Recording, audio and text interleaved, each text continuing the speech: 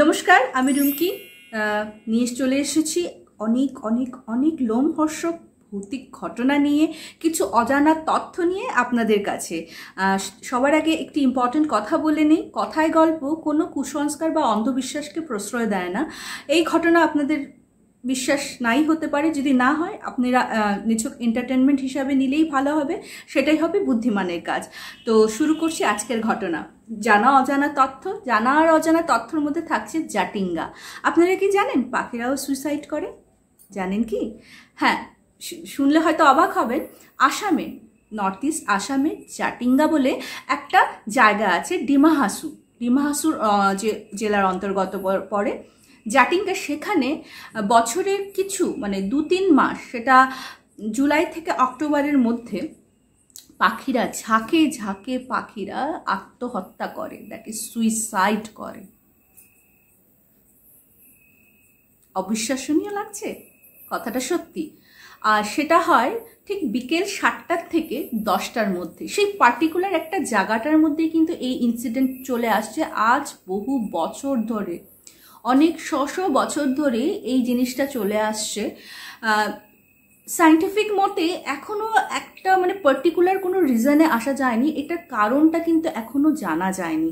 কেউ কেউ বলে ঘন কুয়াশার জন্য যখন গ্রামবাসীরা লাইট জ্বালা আলো জ্বালে, তখন হয়তো ওই আলোর অ্যাট্রাকশনে পাখিরা ওপর থেকে এসে এসে এসে এসে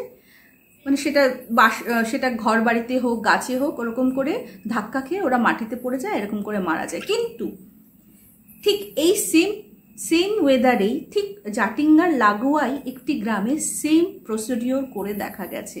সেখানে প্রচুর পরিমাণে লাইট জ্বালানো হয়েছিল কুয়াশা থাকাকালীন, তখন কিন্তু এই ইনসিডেন্টটা হয় না। সিরিয়াসলি সেই পার্টিকুলার জায়গাতেই কিন্তু এই রকম ঘটনা হয়ে থাকে, সেটার এখনো কিন্তু কোনো রিজন জানা যায়নি।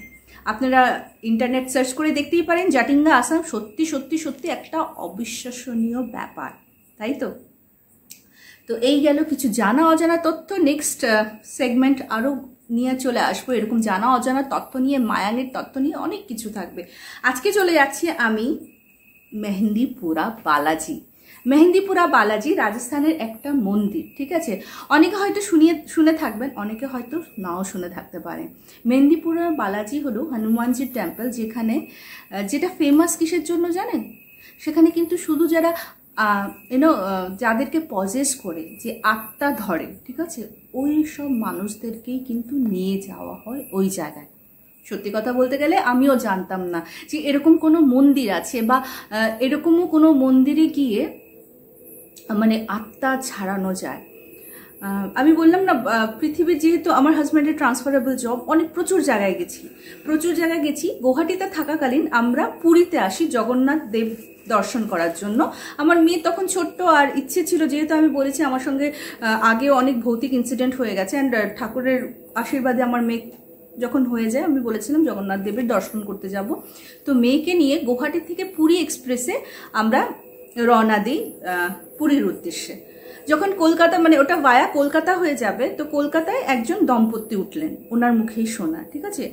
ওনারা পুরীর স্থায়ী বাসিন্দা, যদিও বাঙালি ছিলেন, স্থায়ী বাসিন্দা ছিলেন। ওনাদের সঙ্গে হয়ে যায় না যে ট্রেনে যেতে যেতে কো প্যাসেঞ্জারের সঙ্গে বেশ ভালো বন্ধুত্ব হয়ে যায়, তো এরকমই আমাদের বন্ধুত্ব হয়ে গেছিল। তো ওনারা কলকাতার থেকে উঠেছেন, ওনারা কিন্তু ওই রাজস্থানের মেহেন্দিপুরা বালাজির থেকে আসছিলেন, আমি কিন্তু জানতাম না। তো ওনারা যখন উঠেছেন, তো কিছুক্ষণ পর রাত্রে উঠেছেন, কিছুক্ষণ পর শুরু হলো কথাবার্তা, আর কি আমাদের কনভারসেশন শুরু হলো। যেহেতু আমার হাজব্যান্ডও সেলসে আছে, কথা বলতে খুব ভালোবাসে, আর আমি তো কথা বলতে ভালোবাসি, গল্প শোনাতে ভালোবাসি। তো কথা বলছি, হঠাৎ লোকটা আমাকে বলল, আমাকে বৌদি ডেকেছে, বৌদি একবার মেহেন্দিপুরা বালাজি হয়ে আসবেন। তো ওনার ওয়াইফটা বলছে, না না, কি বলছো, ওনারা কেন যাবেন?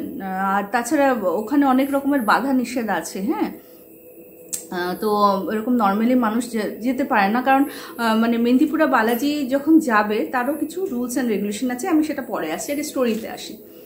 তো আমি বললাম, এটা কোন মন্দির? আমি তো কোনোদিনও শুনিনি। তো ভদ্রলোক বললেন এটা হলো হনুমানজির টেম্পল, ঠিক আছে।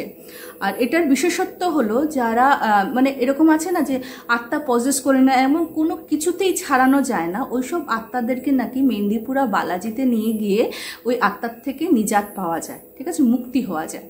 তো লোকটা প্রতি বছর মেহেন্দিপুরা বালাজিতে যায়। তো আমি জিজ্ঞেস করলাম প্রতি বছর কেন? আর আপনি তো বলছেন এখানে জাস্ট ডেমনিক কোনো মানে কোনো রকম যদি ভৌতিক কার্যকলাপের সঙ্গে যুক্ত থাকে তখন অনলি এই মন্দিরে যাওয়া যায়। তখন ভদ্রমহিলা বলেন যে অ্যাকচুয়ালি আমাদের সঙ্গেও খুব একটা বাজে ইনসিডেন্ট হয়েছিল মানে ওই লোকটার সঙ্গে। তো ভদ্রমহিলা বললেন মানে লোকটা হলো ওই কন্ট্রাক্টর টাইপের, হ্যাঁ, মানে বাই প্রফেশন উনি কন্ট্রাক্টর টাইপের। তো ওনার ওরকম অনেক জায়গায় জায়গায় যেতে হয়েছিল, মানে অল ওভার উড়িষ্যাও ঘুরতে হয়েছে, পার্শ্ববর্তী ঝাড়খণ্ড তো একদম পুরো লাগোয়া স্টেট, ওইখানেও যেতে হয়েছে। তো একবার গেছিল কোনো এক উনি রেস্টুরেন্টে মানে হোটেলে ওনার থাকতে হয়েছে। তো 3-4 দিনের ট্যুরে গেছিল, তো থাকতে হয়েছে। তখন ভদ্রমহিলা ডেফিনেটলি যান না, কারণ অফিসিয়াল ট্যুরে বা কোনো কাজ করতে গেলে তো সেটা অনলি যার কাছেই যাবে, সেটা তো আর ফ্যামিলি ট্যুর না যে ফ্যামিলি নিয়ে ছুটলো। তো লোকটা গেছে, তো কাজ টাজ করেছে। আর যখন উনি ট্যুর থেকে ফিরেছেন তখন ওনার মধ্যে না ভদ্রমহিলা কিছু চেঞ্জেস দেখতে পাচ্ছেন। ফর এক্সাম্পল ওনার খাওয়ার কোয়ান্টিটি বেড়ে যাচ্ছে। ভদ্রমহিলা অ্যান্ড ভদ্রলোক, ওনার 2 ছেলেও আছে, ছেলেরা তো কোয়াইট বড় বড়, তো আলাদা রুমে ভদ্রমহিলার সাথে ভদ্রলোক ঘুমাতে চাইছেন না, ঠিক আছে। তারপর হলো উনি ঠাকুর ভক্ত, উনি প্রচণ্ড স্পিরিচুয়াল মানুষ ছিলেন, উনি ঠাকুর ঘরে ঢুকতে চাইছেন না। ঠাকুরের যদি আমরা তো নিত্যদিন পুজো দিই, প্রসাদ চড়াই, ঠাকুরের প্রসাদ যদি নিতে উনি যেভাবে হোক, যে কোনো অছিলায় হোক প্রসাদটা গ্রহণ করছিলেন না। একবার মনে আছে উনি একদিন কিছু একটা ধরো রথযাত্রার কিছু পুজো হবে বা ধরো এরকম তো আমাদের অনেক পুজোই হয়, পুজো মানে উনি করেছেন, করার পর করার পর উনি প্রসাদ নিয়ে ভদ্রলোকের কাছে এসেছেন।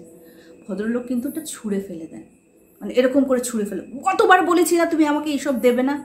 ভদ্রমহিলার তখন ডাউট হয়ে যায় যে মানে বিয়ের পর থেকে যাকে দেখে আসছে এত স্পিরিচুয়াল, ভগবান ঠাকুরকে এত মানে তার সঙ্গে এরকম কি করে পসিবল, মানে উনি এরকম ঠাকুরের প্রসাদ মানে যদি পড়িও যায় সেটাকে প্রণাম করে মুখে ঢুকিয়ে দেয়, আর সে নাকি পুজোর থালা মানে প্রসাদই থালাও ছুঁড়ে উড়িয়ে ফেলে দিচ্ছে। আর তখন না ওনার যে ফেশিয়াল এক্সপ্রেশনটা প্রচণ্ড অন্যরকম হয়ে যেত, প্রচণ্ড ভয়ানক এক্সপ্রেশন হয়ে যেত।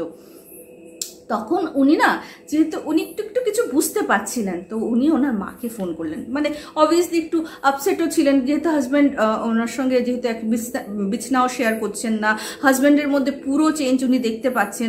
উনি ভাবছিলেন যে প্রথম ভাবছিলেন হয়তো কোনো এক্সট্রা ম্যারিটাল অ্যাফেয়ার হবে, বাট পুজোর প্রসাদ নিচ্ছেন না, তখন কিন্তু ওনার মনে কু ডাকতে শুরু করলো। তখন উনি ওনার মাকে ফোন করলেন।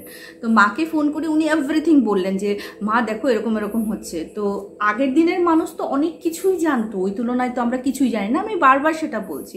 তো ভদ্রমহিলার মা কিছুটা আন্দাজ করতে পারলেন, তখন বললো শোন তুই একটা কাজ কর, তো ওদের মানে পুরীর ওখানে যে ইয়েরা থাকে নিশ্চয়ই তান্ত্রিকরা তো সব জায়গায় থাকে, তো উনি একটা ঠিকানা দিলেন, কারণ ভদ্রমহিলাও কিন্তু উড়িষ্যার, মানে ওনার বাবার বাড়িও কিন্তু উড়িষ্যাতে, আর পুরীতে যেহেতু আনাগোনার থাকতো তো পুরীর সব কিছু উনি জানতেন। তো পুরীর একটা তান্ত্রিকের অ্যাড্রেস ওনার মেয়েকে দেয়, বলছে তুই জামাইকে নিয়ে যা, তো কিন্তু জামাইকে তুই বলবি না তুই কোথায় নিয়ে যাচ্ছিস। তো লোকটাকে ভুলিয়ে ভালিয়ে ওই তান্ত্রিকের কাছে নিয়ে, ও তান্ত্রিকের মানে যে ওনার মানে কি কুটির ছিল, হ্যাঁ পাকার তো না, কুটিরের মতো ছিল। তো ও তো মানে ভেতরে ঢুকতে চাইবে না, ওখানে মানে ভদ্রমহিলাকে অকথ্য ভাষায় মানে উল্টা কথা বলছে, কোথায় নিয়ে এসছিস তুই আমাকে এরকম করে চোট চাপট করতে। উনি কিন্তু মানে যখন ট্রেনে এগুলি কথা বলছেন আমার শরীরে গায়ে কাটা দিয়ে উঠছিল। তারপর বলছি কি তুমি জানো তোমার দাদা কিন্তু এমনি আমাকে প্রচণ্ড ভালোবাসে, কিন্তু তখন তুমি এক্সপ্রেশন যদি দেখতে মানে আমাকে পারলে মেরে ফেলবে। তো ওই আশ্রমের যে শিষ্যরা ওরা তো বুঝতে পেরে যায়, বিকজ ওরা এসব দেখে হ্যাবিচুয়েটেড, সঙ্গে সঙ্গে ওই ভদ্রলোককে ধরে টানতে নিয়ে এসে তান্ত্রিকের তন্ত্রকলাপ শুরু করে, ঠিক আছে। তো যাগযজ্ঞ যাই মানে ক্রিয়া করার ছিল করে তখনকার মতো ওই মানে আত্মার থেকে ওই ভদ্রলোককে মানে দাদাকে মুক্ত করেন। কিন্তু তান্ত্রিক বলেন যে এই মানে ওনাকে যে আত্মাটা পজেস করেছে ওটা এত ইজিলি যাবে না।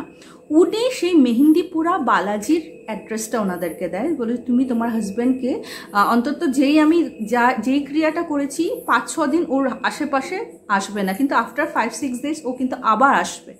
তো তুমি এই সময়ের মধ্যে তোমরা মেহেন্দিপুরা বালাজি ওকে নিয়ে যাও। তো যেমন বলার সঙ্গে সঙ্গে প্রতিপত্তি মানে অবস্থাপন্ন ঘরের তো ফ্লাইটের টিকিট ফিকেট কেটে মেহেন্দিপুরা বালাজি নিয়ে গেছে। তো মেহেন্দিপুরা বালাজি নিয়ে যাওয়ার পর ওখানে তো সবাই মানে ওখানে যে পুরোহিতরা ছিল ওরা তো অ্যাকচুয়ালি এইসব কাজেই পারদর্শী ছিল। অনেক রকমের কার্যকলাপ করার পর ওনাকে কিন্তু ওই আত্মার থেকে আজীবনের মতো মুক্তি দিয়েছেন। কিন্তু ওখানে যেই আত্মারা মুক্তি পায় ওরা কিন্তু ওই মন্দিরের চত্বরেই থেকে যায়, ঠিক আছে, ওই মন্দিরের চত্বরেই থেকে যায়। আর দাদা এটা মানে বালাজিকে এতই মেনেছেন আর কি এই ইনসিডেন্টের পরে প্রতি বছর কিন্তু একবার হলেও সেই বালাজিকে দর্শন করতে যায়। উনি অ্যাকচুয়ালি হনুমানজি, বালাজি হলো মেহেন্দিপুরা বালাজি হলো হনুমানজি। তো অ্যাকচুয়ালি ওই আর আরেকটা কথা হলো যেমন যে কেউ যেতেই পারে, ডেফিনেটলি যেতেই পারে, কিন্তু ওখানে কি হয় বলতো, এই যে আত্মারা যে মুক্তি পায় ওরা তো ওই মন্দির চত্বরেই থাকে।